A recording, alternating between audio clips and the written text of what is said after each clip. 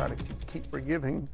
And, you know, for the sake of Mica, she very much would have wanted me to continue to forgive her family.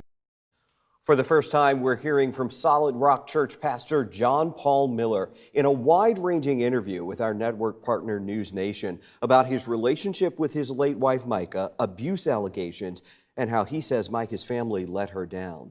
Thank you for joining us at 11, everybody. I'm Edward Moody. And I'm Trish Williford. News 13 reached out to John Paul several times, and he specifically refused to talk to us. Yeah, News 13's Adriana Lawrence has followed this story from the very beginning. She spoke with the family's attorney about their reaction to the interview and where their focus is now.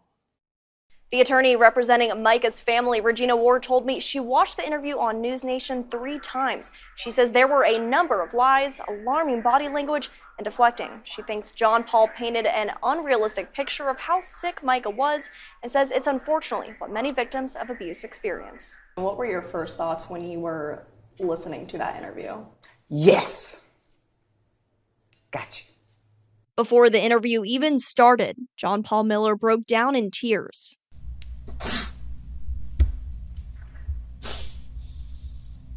Oh, man. Oh, man. It was, to me, it's like, oh, here we, you know, instead of Pastor Miller, it's Actor Miller. During his 2-hour interview with News Nation, John Paul said Mica threatened to kill herself multiple times. He said with him, she was happy and healthy, but once she was with her family and off her medication, her mental health suffered. Like, I told her family this so many times you can't imagine. I told her friends this. I told everybody. I said, if y'all don't get her lithium, she's going to commit suicide. Do you think there's any truth to that? I mean, have you heard anything from the family that she was dependent on medication? No, in fact, she had been off of the medication for quite some time. Ward says Mica was depressed, but she wasn't aware of any suicidal thoughts. He contributed to that. I mean, you only had to watch the interview and you're exhausted by the end of it. And guess what? You only got to see the parts they clipped. Could you imagine sitting there through the whole thing?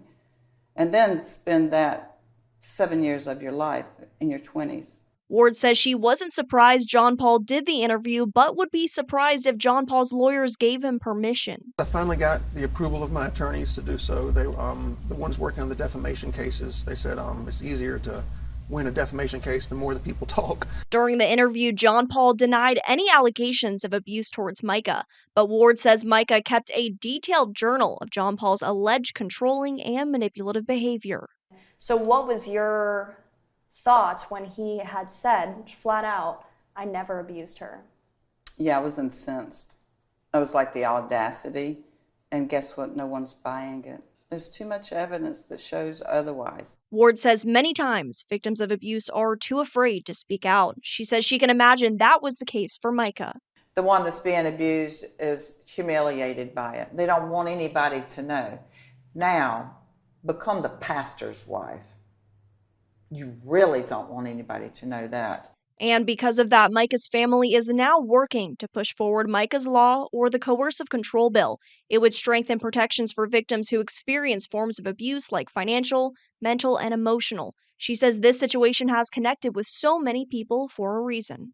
But because all eyes of the nation and, in fact, the world have been on this case, which has really enlightened, I hope, you know, the general public about this insidious problem that we have. We reached out to John Paul lawyers Russell Long to ask if he was actually given permission to do that interview, but he told us no comment. And we asked John Paul for a statement, and he told us over text, quote, Ward is representing the person responsible for Mica's death. In the newsroom, Adriana Lawrence, News 13. Remember, if you or a loved one are having suicidal thoughts, call the Suicide and Crisis Lifeline at 988 or go online to www.988lifeline.org. Help is available 24 hours a day, 7 days a week.